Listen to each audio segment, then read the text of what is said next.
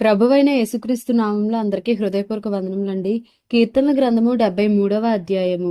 ఇశ్రాయేలు ఎడల శుద్ధ హృదయుల ఎడల నిశ్చయముగా దేవుడు దయాళుడై ఉన్నాడు. నా పాదములు జారుటకు కొంచెమే తప్పెను, నా అడుగులు జార సిద్ధమాయెను. భక్తిహీనుల క్షేమము నా కంటబడినప్పుడు గర్వించు వారిని బట్టి నేను మత్సరపడితిని. మరణమందు వారికి యాతనలు లేవు, వారు పుష్టిగానున్నారు. ఇతరులకు కలుగు ఇబ్బందులు వారికి కలుగవు, ఇతరులకు పుట్టినట్లు వారికి తెగులు పుట్టదు. కావున గర్వము కంఠహారము వలె వారిని చుట్టుకొనుచున్నది, వస్త్రము వలె వారు బలాత్కారము ధరించుకొందురు. క్రొవ్వు చేత వారి కన్నులు మెరకలై ఉన్నవి, వారి హృదయాలోచనలు బయటికి కానవచ్చుచున్నవి. ఎగతాళి చేయుచు బలాత్కారము చేత జరుగు కీడును గూర్చి వారు మాటలాడుదురు, గర్వముగా మాటలాడుదురు.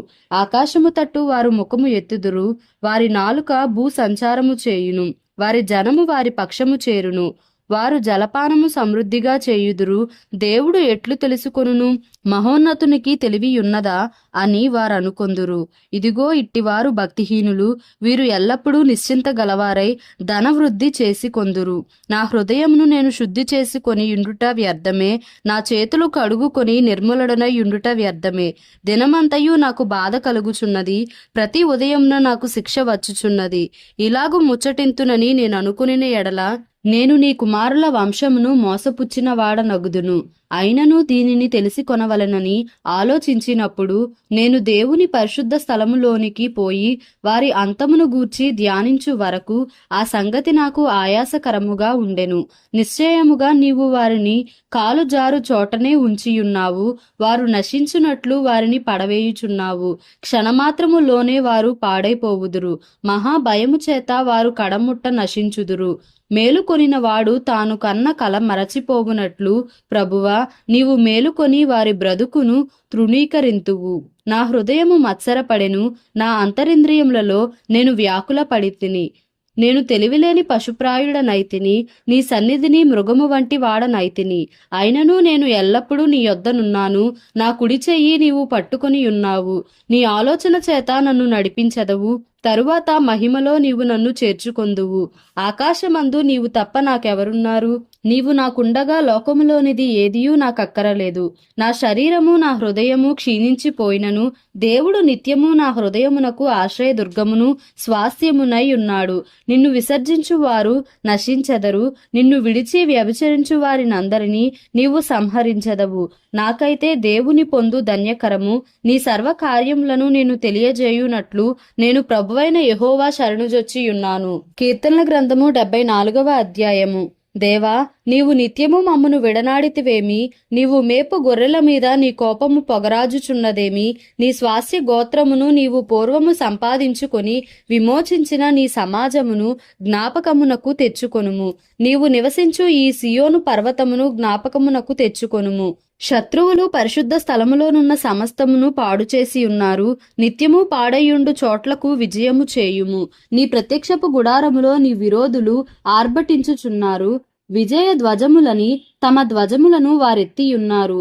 దట్టమైన చెట్ల గుబురు మీద జనులు గొడ్డండ్ల నెత్తినట్లుగా వారు కనబడుదురు. ఇప్పుడే వారు గొడ్డళ్లను సమ్మెటలను చేత పట్టుకొని దాని విచిత్రమైన పనిని బొత్తిగా విరుగగొట్టుదురు. నీ పరిశుద్ధ స్థలమునకు అగ్ని ముట్టించుదురు. నీ నామ మందిరమును నేల పడగొట్టి అపవిత్రపరచుదురు. దేవుని మందిరములను బొత్తిగా అణగద్రొక్కుదమనుకొని దేశములోని వాటినన్నిటినీ వారు కాల్చియున్నారు. సూచక క్రియలు మాకు కనబడుట లేదు, ఇకను ప్రవక్తయు లేకపోయెను. ఇది ఎంతకాలము జరుగునో దాని నెరిగినవాడు మాలో ఎవడనూ లేడు. దేవా, విరోధులు ఎందాక నిందింతురు? శత్రువులు నీ నామమును నిత్యము దూషింతురా? నీ హస్తమును నీ దక్షిణ హస్తమును నీవెందుకు ముడుచుకొనియున్నావు? నీ రొమ్ములో నుండి దాని తీసి వారిని నిర్మూలము చేయుము. పురాతన కాలము మొదలుకొని దేవుడు నా రాజయ్యున్నాడు. దేశములో మహారక్షణ కలుగజేయువాడు ఆయనే. నీ బలము చేత సముద్రమును పాయలుగా చేసితివి, జలములలో భుజంగముల శిరస్సులను నీవు పగలగొట్టితివి. మకరము యొక్క శిరస్సును నీవు ముక్కలుగా గొట్టితివి. అరణ్యవాసులకు దానిని ఆహారముగా ఇచ్చితివి. బుగ్గలను నదులను పుట్టించితివి, నిత్యము ప్రవహించు నదులను నీవు ఇంకజేసితివి. పగలు నీదే, రాత్రి నీదే, సూర్య చంద్రులను నీవే నిర్మించితివి. భూమికి సరిహద్దులను నియమించిన వాడవు నీవే, వేసవి కాలము చలికాలము నీవే కలుగజేసితివి. యెహోవా, శత్రువులు నిన్ను దూషణ చేయుటను, అవివేక ప్రజలు నీ నామమును దూషించుటను మనస్సునకు తెచ్చుకొనుము. దుష్టమృగమునకు నీ గువ్వ యొక్క ప్రాణమును అప్పగింపకుము. శ్రమనందు నీ వారిని నిత్యము మరువకుము. లోకములోనున్న చీకటి గల చోటులు బలాత్కారుల నివాసములతో నిండియున్నవి. కాగా నిబంధనను జ్ఞాపకము చేసుకొనుము. నలిగిన వానిని అవమానముతో వెనుకకు మరలనీయకుము. శ్రమనందు వారును దరిద్రులును నీ నామము సన్నుతించుదురుగాక. దేవా, లెమ్ము, నీ వ్యాజ్యము నడుపుము. అవివేకులు దినమెల్లా నిన్ను నిందించు సంగతి జ్ఞాపకము చేసుకొనుము. నీ మీదికి లేచువారి అల్లరి నిత్యము బయలుదేరుచున్నది. నీ విరోధులు చేయు గల్లత్తును మరువకుము. కీర్తనల గ్రంథము 75వ అధ్యాయము. దేవా, మేము నీకు కృతజ్ఞతాస్థుతులు చెల్లించుచున్నాము. నీవు సమీపముగా నున్నావని కృతజ్ఞతాస్థుతులు చెల్లించుచున్నాము. నరులు నీ ఆశ్చర్య కార్యములను వివరించుదురు. నేను యుక్త కాలమును కనిపెట్టుచున్నాను. నేనే న్యాయమును బట్టి తీర్పు తీర్చుచున్నాను. భూమియు దాని నివాసులందరూ లయమగునప్పుడు నేనే దాని స్తంభములను నిలుపుదును. అహంకారుల యుండకుడని అహంకారులకు నేను ఆజ్ఞ ఇచ్చుచున్నాను. కొమ్ము ఎత్తకుడి, ఎత్తుగా కొమ్ము ఎత్తకుడి, పొగరు పట్టిన మాటలాడకుడి అని భక్తిహీనులకు నేను ఆజ్ఞ ఇచ్చుచున్నాను.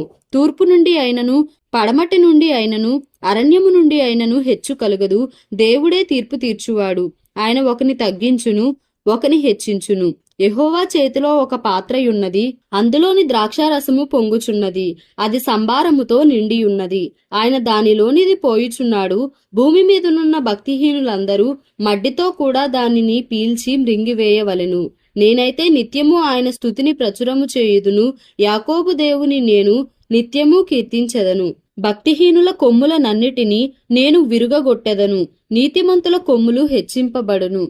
దేవుడి పరిశుద్ధ వాక్యంను మన వినికిడిలో దీవించి ఆశీర్వదించునుగాక. Amen. Please like, share and subscribe for more videos.